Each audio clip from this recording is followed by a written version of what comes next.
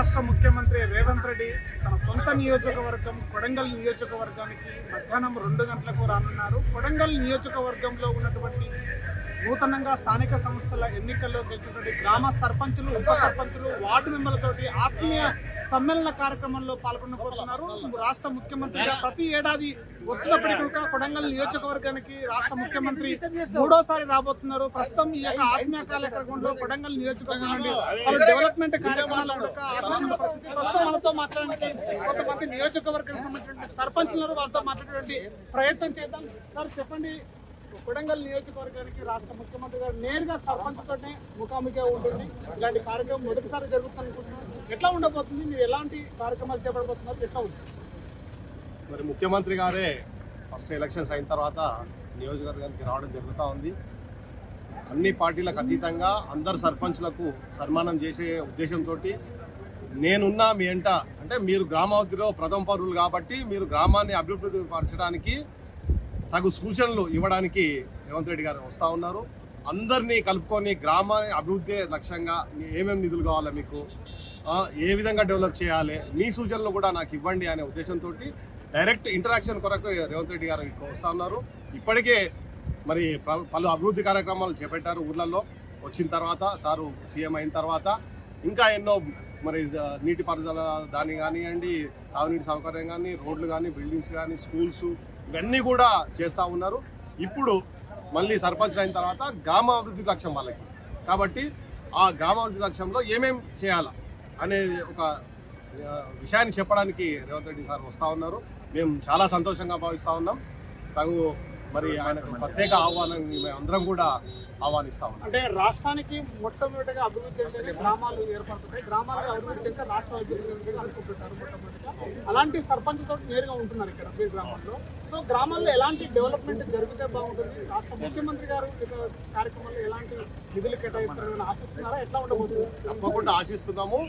గ్రామాన్ని ఒక అభివృద్ధి కేంద్రంగా తీసుకొని, ముఖ్యంగా గ్రామంలో ఏమో ఉంటాయండి, మెయిన్ తాగునీరు సమస్య ఒకటి ఉంటుంది, మురుకాల సమస్య ఉంటుంది, చిన్న చిన్న రోడ్లు, చిన్న స్కూల్స్, చిన్న ఏమన్నా వైద్య ఉంటే అవి ఉంటాయి.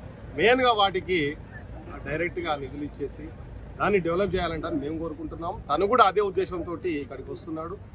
ఊరు శుభ్రంగా ఉంటేనే, ఊరు పరిశుభ్రంగా ఉంటేనే, అందరూ కలుపుకొని పోతేనే అభివృద్ధి చెందుతుంది. ఇది ముఖ్యంగా ఆయన ఉద్దేశం ఏంటంటే అందరినీ కలుపుకొని పోమంటా ఉంటాం. ఇది వేరే వాళ్ళని అక్కడ ఇక్కడ పెట్టకుండా మీరు అందరు కలుపుకొని మరి మీ గ్రామాభివృద్ధిలో పాల్పడండి. ఓడిపోయిన వాళ్ళు ఉంటారు, గెలిచిన వాళ్ళు ఉంటారు, వేరే పార్టీ వాళ్ళు ఉంటారు, అందరినీ కలుపుకొని చేయండి.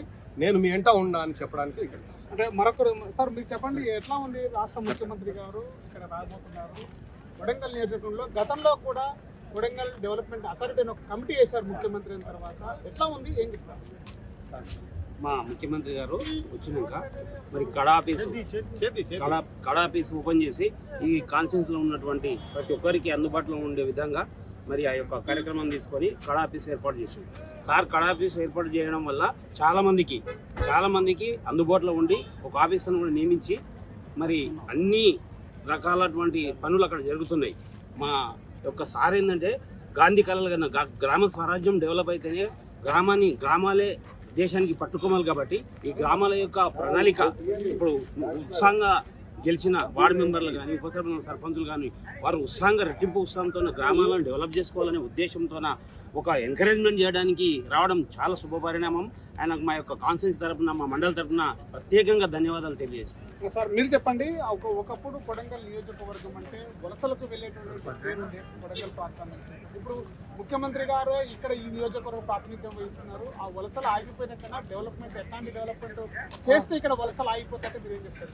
మా సార్ ఇప్పటికే మస్తు డెవలప్మెంట్ చేస్తుండ్రు. ఇప్పటికీ మా దగ్గర ఉన్న వలసలు మొత్తం ఆగిపోతున్నాయి. 90% వేరే ప్రాంతాల నుంచి మా ప్రాంతానికి వలసకు వస్తారని మేము ఆశిస్తున్నాం. ఈ ఫ్యూచర్లో 100% ఇది ఈ 5 ఇయర్స్లో మొత్తం జరుగుతుంది. ఇప్పటికీ 2 ఇయర్స్ అయిపోయింది కదా, ఇంకో 3 ఏళ్ళ లోపల మా కాన్స్టిట్యూన్సీ రూపురేఖలు మొత్తం మారిపోతాయని మేము తగడ నమ్ముతున్నాం. 100%. ఇక్కడ కొడంగల్ నియోజకవర్గంలో ఇట్లాంటి వలసలు ఆగిపోవడం విషయంలో కావచ్చు, అభివృద్ధి విషయంలో కావచ్చు, విద్యా విషయంలో, ఉపాధి విషయంలో ఎలాంటి చేస్తే బాగుంటుంది అనుకుంటే ఏం చెప్తారు? మాతో సార్ ఇప్పటికే చేస్తున్నాడు. మాకు అకింపేట పోలేపల్లిలో మొత్తం ఎడ్యుకేషనల్ హబ్ చేస్తున్నాడు, ఇండస్ట్రీ కారిడార్ చేస్తున్నాడు. ఇప్పుడు మేము అడగకన్నా మొదలే మాకు ఈ సాగునీటి పథకాలు ఇచ్చిండు. ఇక మాకన్నా ఎక్కువ మా సార్కే మొత్తం చేస్తున్నాం. 100% మేము అడగకన్నా మొదలే మొత్తం ఇస్తున్నాడు. ఇక మేమేం అడిగేయాల్సిన అవసరం కూడా లేదు సార్కు. 100% మాకు ఇస్తున్నాడు. అంటే ముఖ్యంగా ఇక్కడ వస్తున్నారు కదా, రేవంత్ రెడ్డి గారిని కలవడానికి మీకు ఎలాంటి అవకాశాలు ఉన్నాయా? కలుస్తున్నారా? సార్తో ఎలాంటి సలహాలు సూచనలు ఇస్తున్నారా నియోజకవర్గానికి? సార్ ఎప్పుడైనా మాకు అందుబాటులో ఉంటాడు. మాకు ఇప్పుడు ఏం అడిగినా మాకు ఏం కాల్ చేయకుండా మాకు ఇస్తుండు. ఇప్పటి వరకు అయితే ఎలాంటి డోకా లేదు. మాకు ఎప్పుడైనా ప్రతి కార్యకర్తకు, లీడర్కు, సర్పంచ్కు, వార్డు మెంబర్, పార్టీలకు అతీతంగా అందరు కలుస్తారు సార్. ఎప్పుడు పోయినా మా తిరుపతి రెడ్డి సారు, రేవంత్ రెడ్డి సారు ఎప్పుడు మాకు 24 hours మాకు అందుబాటులో ఉన్నట్లనే ఇప్పటికైనా ఎప్పుడైనా ఉంటారు. సో ఇది కొడంగల్ నియోజకవర్గానికి తెలంగాణ రాష్ట్ర ముఖ్యమంత్రి నేడు రావడంతో కొడంగల్ నియోజకవర్గంలో ఉన్నటువంటి విద్య, ఉద్యోగం, ఉపాధి విషయంలో కూడా అనేక ఇప్పటికే డెవలప్మెంట్ కార్యక్రమాలకి శంకుస్థాపనలు చేశారు. అనేక ఉపాధి కూడా కల్పించినటువంటి పరిస్థితి కనబడుతుంది. మరోవైపుగా మా సొంత నియోజకవర్గానికి ఎమ్మెల్యే అయి ఉండి కూడా రాష్ట్రానికి తెలంగాణ ముఖ్యమంత్రిగా కొనసాగుతుండటంతో ఇంకా మా యొక్క నియోజకవర్గాన్ని ఎక్కువగా అభివృద్ధి చేసుకోవడానికి ఇప్పటికే కార్యక్రమాలు కూడా చేపట్టామని కూడా చెప్తున్నారు. నేరుగా సర్పంచులతోటి ముఖాముఖిగా మాట్లాడడం, గ్రామాల సర్పంచ్ తోటి ఎలాంటి కార్యక్రమాలు చేయాలి, పార్టీలకు అతీతంగా గ్రామాలను ఎలా అభివృద్ధి చెందాలని చెప్పి ముఖ్యమంత్రి గారు నేరుగా కూర్చోడంతో మాతో మాట్లాడడం అనేది మాకు చాలా సంతోషదాయకం అని చెప్పేసి పలువురు సర్పంచులు వ్యక్తం చేస్తున్న పరిస్థితి. కెమెరా పర్సన్ నర్సింగ్తో Shivaji, RTV, Mahabubnagar. Local to global news at your finger tips.